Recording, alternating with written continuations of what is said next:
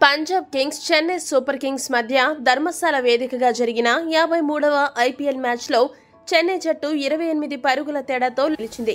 గత మ్యాచ్లో ఎదురైన ఓటమికి ప్రతీకారం తీర్చుకుంది. పాయింట్స్ టేబుల్లో టాప్ 4కి వెళ్లాలంటే గెలవక తప్పని మ్యాచ్లో చెన్నై జట్టు గెలిచి తమ సత్తా చాటుకుంది.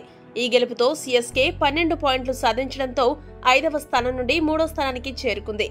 మరో మ్యాచ్లో కోల్కతా జట్టు లక్నోపై అద్భుత విజయం సాధించడంతో ఆ జట్టు టాప్ 1 స్థానానికి చేరుకుంది. చెన్నై గెలుపు, లక్నో ఓటములతో కొన్ని కీలక మార్పులు చోటు చేసుకున్నాయి. సీఎస్కే గెలవడంతో ఏకంగా 4 జట్లు ఇంటికే అని చెప్పొచ్చు. సీఎస్కే జట్టు గెలుపుతో 4వ స్థానంలో ఉన్న హైదరాబాద్ జట్టు 5వ స్థానానికి పడిపోయింది. దీంతో హైదరాబాద్ జట్టు ప్లే ఆఫ్ అవకాశాలు డేంజర్లో ఉన్నాయి.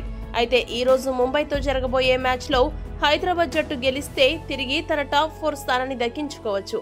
మరోవైపు లక్నో జట్టు కోల్కతా చేతిలో ఓడిపోవడం హైదరాబాద్కే కలిసొచ్చే అంశం. ఎందుకంటే హైదరాబాద్ ప్లే ఆఫ్ అవకాశాలకు అడ్డుగా ఉన్న జట్లు ఏవైనా ఉన్నాయంటే అవి లక్నో, చెన్నై. ఈ 2 జట్లలో ఏ ఒక్క జట్టు తప్పుకున్నా అప్పుడు హైదరాబాద్ సులభంగా టాప్ 4కి చేరుకుంటుంది. ఇక ఢిల్లీ కంటే లక్నో, చెన్నై, హైదరాబాద్ జట్లు మెరుగైన స్థితిలో ఉండడంతో ఢిల్లీ ప్లే ఆఫ్స్ కూడా దాదాపు కనుమరుగైనట్లే.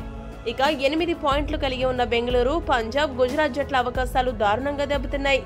ఎందుకంటే 12 లేదా అంతకంటే ఎక్కువ పాయింట్లు కలిగి ఉన్న జట్లుగా రాజస్థాన్, కోల్కతా, లక్నో, చెన్నై, హైదరాబాద్ జట్లు నిలవడంతో వేరే జట్లకు దారులు మూసుకున్నట్లే.